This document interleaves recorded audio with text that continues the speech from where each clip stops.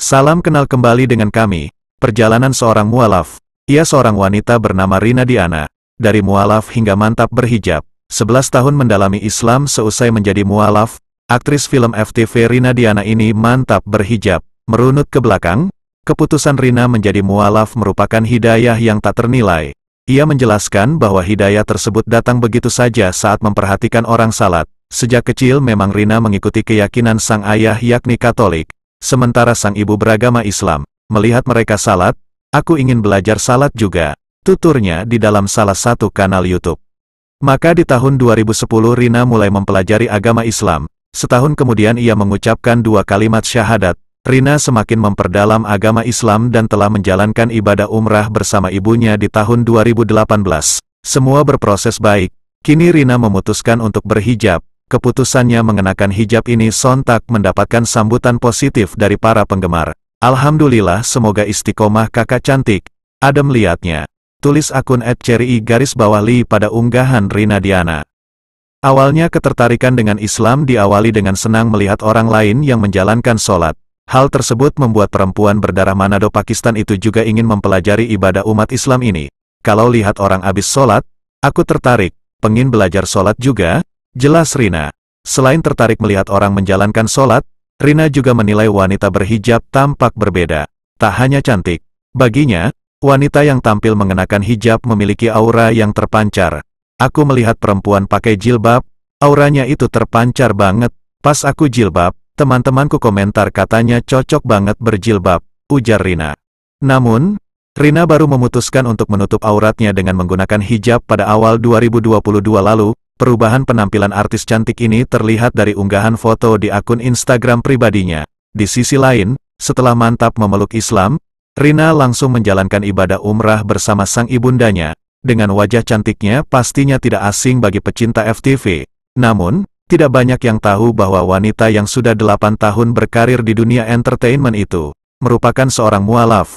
Kisahnya menggapai hidayah ternyata sangat menginspirasi. Dikutip Selasa, tanggal 9 November tahun 2021, dia pernah mengungkapkan kisah mualaf tersebut pada sebuah media nasional. Artis berwajah cantik ini memutuskan memeluk agama dan mengaku hingga kini masih terus belajar memperdalam agama Islam. Namun, ada satu hal yang berhasil membuatnya tertarik dengan Islam, yaitu ibadah sholat. Di kehidupan sehari-harinya Dara kelahiran tanggal 8 Mei tahun 1992 ini berharap dikala itu bahwa suatu saat nanti bisa menutup auratnya seperti sosok Anissa yang diperankannya di sinetron Istiqomah. Harapannya sekarang telah terkabul, yakni telah istiqomah dalam balutan hijab layaknya seorang muslimah secara umumnya. Yang kedua, seorang artis yang dibesarkan di keluarga beragam agama.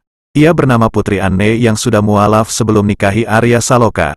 Putri Anne merupakan aktris sekaligus istri dari aktor ternama Arya Saloka. Pernikahan Arya dan Anne dikaruniai seorang anak bernama Ibrahim Jalal ad-Din Rumi. Anne dulu menganut agama Kristen. Ia lantas memutuskan untuk menjadi mualaf pada 2016. Kebetulan aku juga mualaf. Baru, mualaf, dari tahun 2016, ungkap Putri Anne dalam tayangan Islam Itu Indah yang tayang pada 2017. Putri Anne dibesarkan di keluarga dengan beraneka ragam ajaran agama. Namun kehidupan keluarga Anne selalu harmonis karena menjunjung tinggi toleransi. Keluarga kami campur aduk dan saling menghormati agama dan kepercayaan masing-masing. Begitu juga dengan teman-teman saya yang Chinese dan beragama non-Islam. Kita sama-sama respek, kata Putri Anne. Keputusan untuk memakai hijab tak langsung dilakukan Putri Anne usai menjadi mualaf. Ia baru mengenakan hijab usai menikah dengan Arya Saloka pada 2017.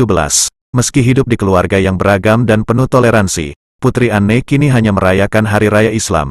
Ia memilih tak lagi merayakan Hari Raya agama lain usai menjadi mualaf.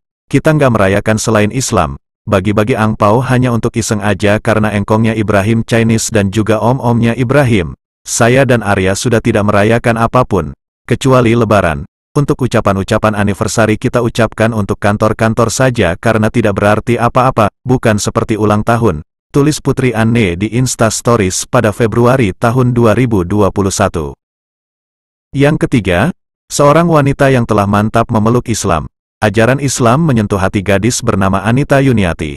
Mualaf tersebut merupakan seorang gadis dari suku Tengger, kelompok etnis yang menghuni kawasan pegunungan Bromo Tengger Semeru, Jawa Timur. Umumnya, Orang-orang Tengger merupakan umat Hindu, agama yang dipeluk oleh nenek moyang mereka sejak zaman Kerajaan Majapahit.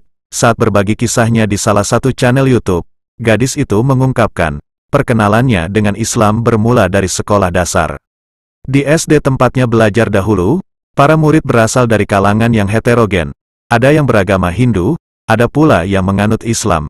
Saat masih berusia anak-anak, Anita Yuniati sekadar menyadari bahwa dirinya hidup di tengah kemajemukan. Warga Tosari, Pasuruan, Jawa Timur, itu belum sampai pada taraf mencari tahu inti ajaran agama-agama lain. Rasa penasaran mulai muncul ketika ia memasuki masa SMP. Sejak SD, Anita kecil terbiasa dengan kebiasaan sekolah untuk mempersilakan murid-murid yang berbeda agama untuk keluar kelas apabila waktunya jam belajar agama Islam. Di luar kelas, mereka akan memasuki kelas lain yang di dalamnya guru agama non-Islam sudah menunggu untuk belajar agama tersebut.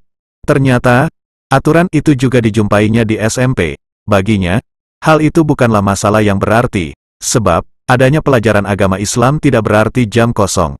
Kawan-kawan yang juga non-Muslim akan mendapatkan pelajaran agama sendiri. Lagi pula, di luar jam pelajaran agama, semua murid akan kembali ke kelas untuk belajar dan berinteraksi sosial seperti biasa. Suatu hari, pada waktu pelajaran agama Islam guru Muslim yang biasa mengajar urung masuk. Alhasil, jam kosong itu dimanfaatkan para murid untuk bercengkerama atau bersenda gurau satu sama lain. Anak-anak yang non-Muslim tetap berada di kelas karena sang guru tidak hadir. Mereka asyik bermain dengan kawan-kawan yang Muslim. Anita tetap di bangkunya karena tidak sedang mood bermain. Gadis SMP itu lebih suka duduk di tempatnya. Pandangan matanya kemudian tertuju pada beberapa buku di atas meja milik temannya yang Muslim. Buku-buku itu merupakan materi mata pelajaran agama Islam. Iseng-iseng, ia mengambil salah satu buku tersebut setelah pemiliknya mengizinkan dibacanya materi keagamaan tersebut.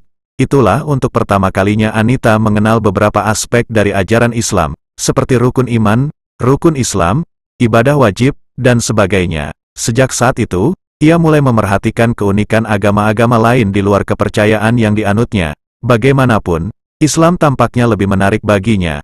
Barangkali, hal itu disebabkan banyaknya jumlah kawan yang Muslim di SMP. Sejak saya mengenal ajaran Islam, saya ingin mengetahui tentang agama lain, terutama dua agama besar yang ada di Indonesia. Namun, Islam lebih menarik bagi saya, ujar perempuan yang kini berusia 28 tahun itu dalam tayangan video Mualaf Center Hagia Sophia yang dikutip Republika beberapa waktu lalu. Ia mengenang, ada satu momen yang membuatnya benar-benar terkesan akan Islam. Di SMP, Anita memiliki banyak kawan Muslim. Beberapa di antaranya merupakan sahabat. Pada suatu hari, azan zuhur berkumandang. Sebenarnya, hal yang biasa melihat sahabatnya yang Muslim ikut salat berjamaah di musala SMP. Namun, kali itu Anita memutuskan untuk ikut menemaninya hingga pelataran tempat ibadah tersebut. Ketika salat berlangsung, ia yang saat itu masih non-Muslim memerhatikan bagaimana orang-orang Islam beribadah. Gerakan dan bacaan salat menimbulkan kesan damai dalam diri Anita. Hatinya tergugah akan kesyahduan yang ditunjukkan jamaah. Gerakan dan bacaan salat menimbulkan kesan damai dalam diri Anita. Hatinya tergugah akan kesyahduan yang ditunjukkan jamaah. Sejak saat itu, ia tidak hanya tertarik mengenal ajaran Islam, tetapi juga hendak mencari tahu bagaimana caranya masuk agama tersebut. Ternyata, untuk menjadi seorang Muslim seseorang hanya perlu mengucapkan 2 kalimat syahadat. Dalam bahasa Indonesia, arti kalimat-kalimat itu adalah, aku bersaksi bahwa tidak ada Tuhan selain Allah, dan aku bersaksi bahwa Nabi Muhammad adalah utusan Allah. Anita mengakui, pada saat itu hatinya sudah berniat untuk memeluk Islam. Namun, niatnya masih terkendala bayangan akan penolakan dari kedua orang tua. Ia masih takut untuk mengungkapkan keinginannya berislam. Maka, Anita tetap dengan agamanya yang sama dipeluk ayah dan ibunya. Hingga melalui masa SMP dan SMA, simpatinya terhadap Islam tidak luntur. Di perguruan tinggi, ia semakin intens mempelajari agama Tauhid. Banyak pula kawannya yang merupakan Muslim. Dari mereka, ia mendapatkan kesan tentang dampak ibadah bagi akhlak keseharian. Anita mendapati, teman-temannya yang rajin salat rata-rata memiliki sifat yang baik. Lisan mereka seperti terjaga dari perkataan yang tidak perlu, seperti gibah atau mencela orang lain, dan Anita selalu merasa damai kala menyaksikan kawan-kawan itu salat. Busana mukena yang menutupi seluruh tubuh mereka, kecuali wajah dan telapak tangan, seperti menandakan kebeningan hati. Wajah mereka menampakkan rasa khusyuk. ia melihat salat sebagai sebuah interaksi batin antara manusia yang beriman dan Tuhannya. Ia melihat salat sebagai sebuah interaksi batin antara manusia yang beriman dan Tuhannya. Masa-masa dirinya sebagai mahasiswa usai sudah begitu lulus dari perguruan tinggi, Anita mendapatkan pekerjaan pertamanya. Sebagai seorang karyawati di sebuah perusahaan di Jawa Timur, dirinya mulai bisa mandiri. Pada saat itulah, keinginannya untuk berislam semakin menguat. Akhirnya, ia pun mengutarakan tekadnya itu kepada orang tua. Mulanya, Anita merasa gugup. Akan tetapi, apa-apa yang ditakutkannya tidak terjadi. Kedua orang tuanya merestui keinginannya. Mereka berpesan kepada sang buah hati agar bertanggung jawab atas pilihannya tersebut. Salah satu bentuk tanggung jawab itu adalah menjalankan kewajiban sebagai seorang muslim dengan sebaik mungkin. Anita lega. Ia semakin bangga akan kedua orang tuanya. Ayah dan ibunya memang berpandangan terbuka dan menghargai perbedaan. Di lingkup keluarga besar pun, adanya kemajemukan bukanlah soal. Kerukunan selalu terawat dengan baik. Yang penting adalah ketika ada acara keluarga saya harus menghargai perbedaan yang ada, ujar dia menirukan pesan bapaknya. Setelah menyampaikan maksud kedatangannya, pihak organisasi dakwah itu menerangkan proses untuk berislam. Usai mempersiapkan diri, Anita dipersilakan untuk mengikuti syahadat dalam bahasa Arab, dan juga diterjemahkan dia dalam bahasa Indonesia, yang dibimbing oleh Ustadz Ipung. Aku bersaksi bahwa tidak ada Tuhan selain Allah, dan aku bersaksi bahwa Nabi Muhammad adalah utusan Allah, ucap Anita. Itulah syahadat pertama yang dilafalkan dirinya. Waktu itu, Anita memang belum begitu mendalami ajaran Islam. Akan tetapi, tekadnya sudah bulat. Ia pun berjanji kepada dirinya sendiri untuk terus mempelajari agama tauhid, terutama sesudah nanti menjadi muslimah. Mulai saat itu, ia banyak menjaring informasi tentang lembaga yang dapat membantu orang-orang yang hendak berislam. Sambil mengisi waktu, Anita pun semakin rajin membaca buku-buku keislaman, termasuk kisah-kisah Nabi Muhammad SAW dan para sahabat. Tidak ketinggalan, wanita tersebut juga menghafalkan berbagai aspek pokok agama tauhid, semisal rukun Islam, rukun iman, dan ibadah-ibadah wajib. Akhirnya, ia menemukan organisasi Mualaf Center Indonesia (MCI).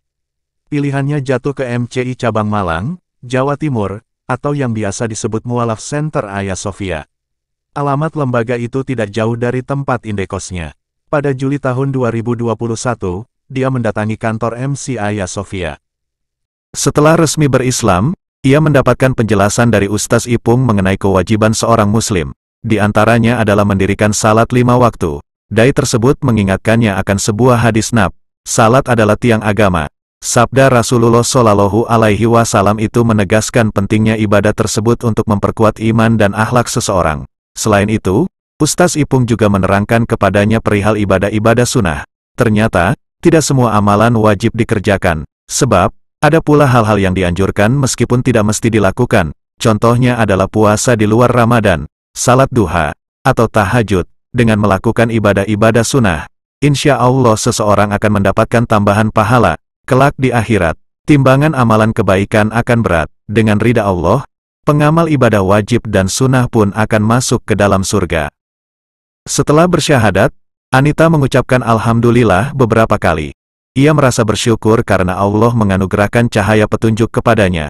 Dari MCI Hagia Sophia, ia mendapatkan kenang-kenangan, antara lain, berupa buku Iqra, Mushaf Al-Quran, Mukena, dan hijab. Beberapa bulan kemudian, ia mengurus hal-hal administratif, termasuk pembaruan data kartu tanda penduduk, KTP. Dengan begitu, ia secara legal sudah terdata sebagai warga negara Indonesia yang beragama Islam. Hingga kini, Anita terus berupaya meningkatkan kemampuannya, terutama dalam mengaji Al-Quran dan menghafalkan surah-surah. Ia teringat nasihat para ustazah bahwa menjadi pemeluk Islam berarti pula terus mengupayakan perbaikan akhlak.